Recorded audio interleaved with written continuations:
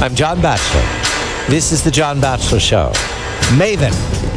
Maven is a success already. The successful launch, $671 million mission, launched to Mars. It's a 10-month voyage out, and then it gets busy. It was launched on a United Launch Alliance Atlas V rocket from Cape Canaveral.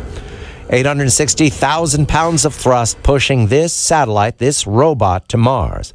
David Livingston, Dr. Space. David joins me as my colleague and co-host. David, a very good evening to you. Good evening to you, John. It's always exciting to lift off to Mars, and we're doubly excited to speak to David Brain again of Maven, because David was witnessing the launch. Is that right, David? Did you see it lift off? Good evening to you. Good evening to you. Thanks for having me back. Yes, that's right. I did see liftoff on Monday afternoon here in Florida, and it was incredibly exciting to see all of the work of the past several years finally take a step towards Mars by leaving Earth. Does it get old, David? You've seen launches before, launches you've worked with, known about. Does it ever do you become a veteran of this, or is it always thrilling and you have that anxiety and you work for at the last moment you say a little prayer, something like that? Yeah, I don't think that anyone could ever become jaded by seeing a rocket launch of any kind. And I remember the first launch that I saw was in 1994, and it was a space shuttle launch, and it was just thrilling. And the launch on Monday of the Atlas V to Mars, I think, was every bit as thrilling, and also every bit as nerve-wracking at the very end. I think there's always a few butterflies in the stomach right as the countdown gets to 0, but before you see anything actually move. And then after a couple of dreadful seconds, you finally see the rocket start to move up into the sky, and that's just a great feeling. David. Hi, David. How are you? Maven is going to try to answer the questions, as I understand it, of what happened to the water and maybe where did it go. It carries on board a magnetometer and 8 instruments and about 9 sensors. What instruments actually can determine what happened to the water? How do they work? Well, I think really it's all of the instruments together that are going to help to answer the questions that we've posed with Maven.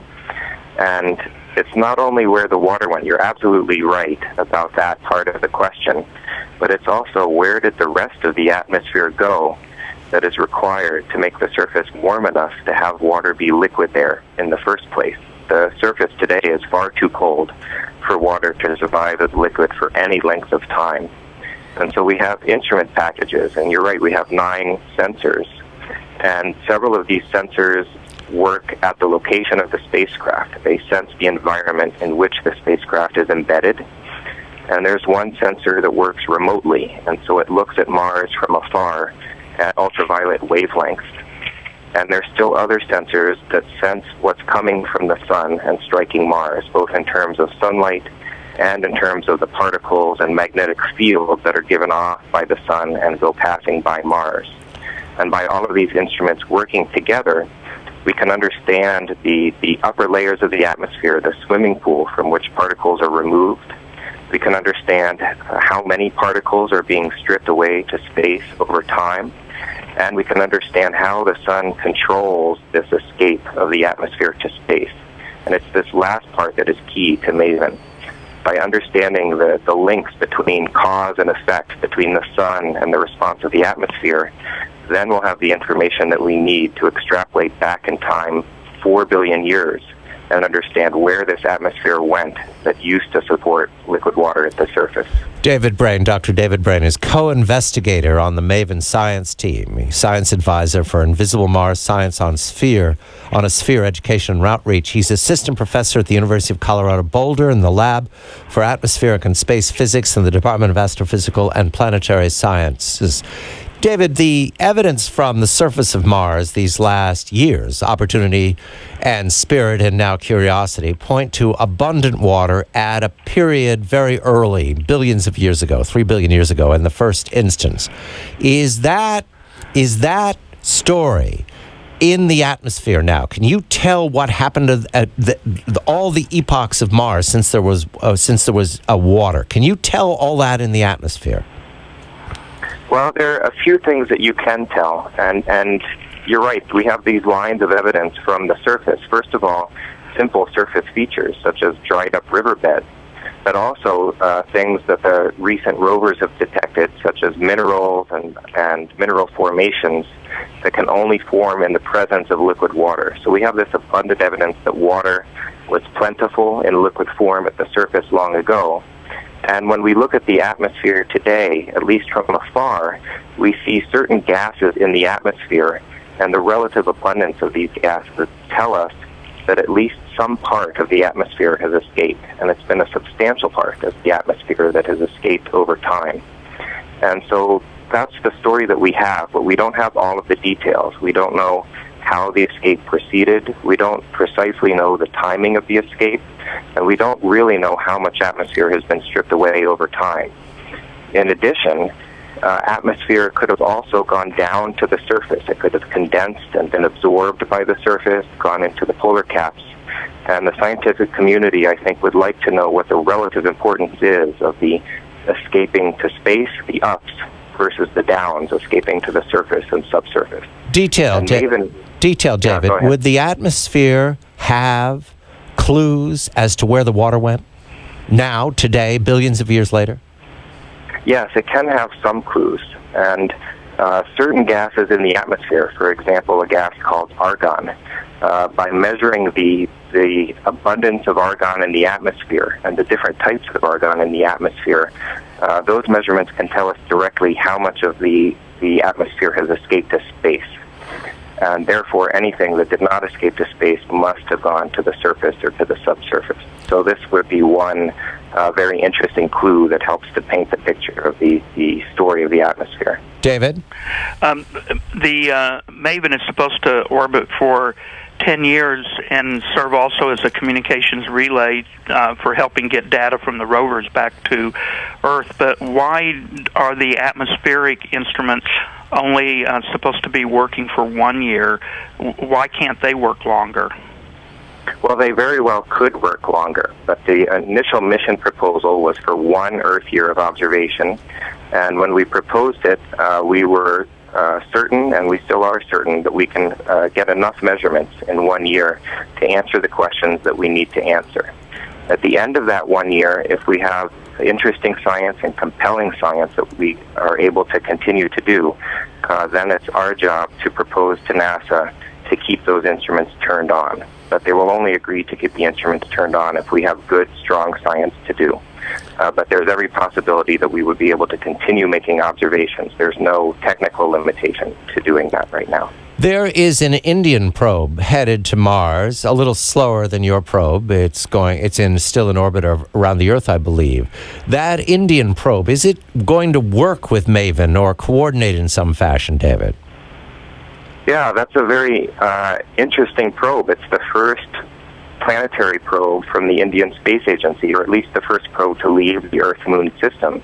There have been previous Indian missions to the Moon, but this is the first one that they're sending to Mars, so it's very exciting.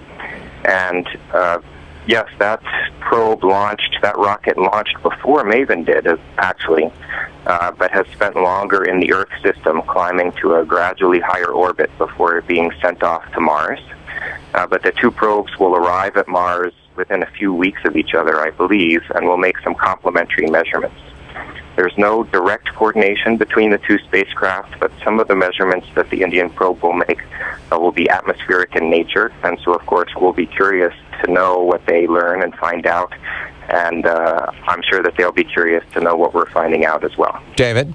Maven is taking 9 months to get there, and the Indian is a slow-way trajectory. Do you know what were the determining factors for Maven to use? They're using a long-way trajectory, and you're using a shorter one. Why did you do that? What were the deciding points for the trajectory that Maven is going on? Yeah, so I was not privy to the details of the trajectory plan for Maven, but I know that a few considerations helped govern how we designed the mission. And one big consideration is cost. And there's cost in doing things a certain way, not only in terms of the technology or the fuel that you need for your spacecraft, but also if things take a long time to get to Mars, then there's cost that comes in terms of human power as well. And so all of these things have to be taken into account. How long will the mission last, and how much fuel do you need, and how much does the technology cost? So all of this factors in. Curiosity hasn't found any methane to my reading of the news so far on the surface, but I note that the Indians mounted a methane sensor for Mars on their probe.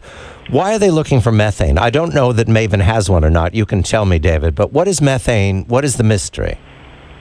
Yeah, this is a very interesting story about methane in the atmosphere of Mars, and it goes back many years, but I'll summarize in just 30 seconds or so.